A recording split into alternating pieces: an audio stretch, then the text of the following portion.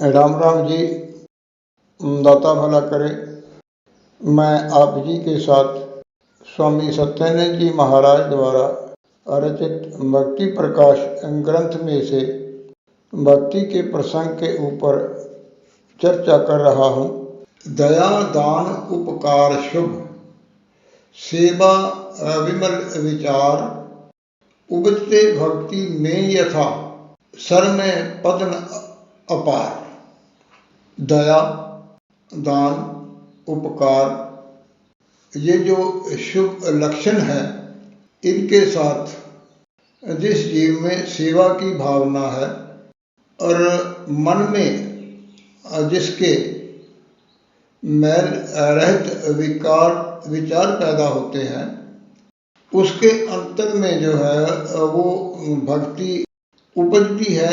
ऐसे पैदा होती है जैसे सरोवर में कमल के फूल पैदा होते हैं, अनगिनत फूल पैदा होते हैं।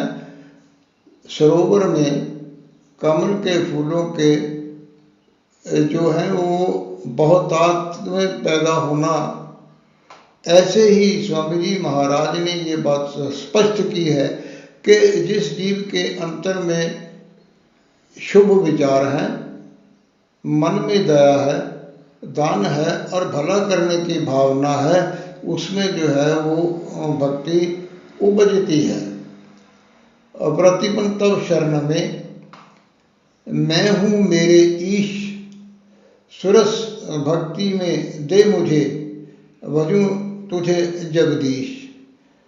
जैसे प्रत्येक प्रसंग में हम लोग पढ़ते आए हैं कि आखिरी श्लोक में स्वामी जी महाराज किसी न किसी भाव में प्रार्थना करते हैं। इसमें भी वही भाव स्वामी जी महाराज ने स्पष्ट किया है कि हे परमेश्वर, हे मेरे ईश, मैं तेरी शरण में आ गया हूँ मेरे परमात्मा, मुझे शुभ रस वाली भक्ति में लीनता दे और उस लीनता में मैं तुझे सदा ही हे जगत के ईश्वर भजता रहूं। अपनी शरण मांगी है, ईश्वर से ये प्रार्थना है कि मुझे भक्ति रस दे, जिसको पाकर मैं हे जगत के ईश्वर तुझे भजता रहूं। आखिरी श्लोक में भक्ति करूं तेरी सदा, होकर धुन में लीन, निर्भय पद तेरा मिले, बनूं न जन का दीन। इसमें अध्यात्मक की या रूहानियत यात्रा की जो सबसे ऊंची अवस्था की बात है, वो इस श्लोक में स्वामी जी महाराज ने कही है और इसमें स्पष्ट किया है कि वो अवस्था प्राप्त कैसे होती है। भक्ति करूं तेरी सदा, यानी कि हे परमेश्वर, मैं तेरी भक्ति सदा करता रहूं। और कैसे करूं? होकर धुन में लीन। धुन परमात्मा का नाम, अनहद नाद, जिसको राम नाम कहा है, सत्य नाम कहा है, उस धुन में लीन होकर हे परमेश्वर मैं सदा तेरी भक्ति करता रहूं। और मांगा क्या है कि मुझे निर्भय पद प्राप्त हो और मैं किसी भी जीव का दास न बनूं, दीन न बनूं, किसी के आगे मेरे को झुकना ना पड़े। तेरी कृपा से तेरी धन में लीन होके मैं निर्भय पद को प्राप्त हूँ, ऐसी स्वामी जी महाराज ने इस आखिरी श्लोक में प्रार्थना की है। धुन अनहद नाद, इसके ऊपर मैं आप जी के साथ बहुत ही ऑडियोज के माध्यम से चर्चा कर चुका हूँ। इसमें अब कोई शंका वाली बात नहीं रह जाती है कि मैं इसको 2 कदम की यात्रा कहता हूँ। पहला कदम पूरा है और दूसरे 2 कदम आधे आधे हैं। पहला कदम है सिमरन का, जिसको बहुत ही मजबूती से रखना है या करना है। जैसे मैंने पहले कहा है कि हम मकान बनाने के लिए नींव मजबूत करते हैं तो दुर्मट का सहारा लेते हैं और उस जगह को मजबूत करते हैं जहाँ से मकान की उसारी शुरू करनी होती है। ये जो सिमरन है ये उसी तरह जो है वो अध्यात्म की मंजिल की या ऊपर की मंजिलों को ऊपर चढ़ाने के लिए अध्यात्म का जो मकान है उसकी ये जो सिमरन है वो नींव मजबूत करना है।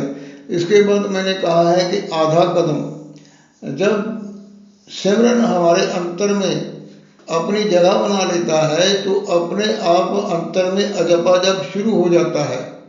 सिमरन से अजपा जप शुरू होता है। इसको मैं आधा कदम इसलिए कहता हूँ कि जो हम लोग जप करते हैं उससे अजपा जप शुरू होता है और जब अजपा जप में हम लोग लीनता प्राप्त करते हैं तो अनहदनाद शुरू हो जाता है। इसलिए मैं इन दोनों को आधा आधा कदम कह के एक कदम कहता हूँ।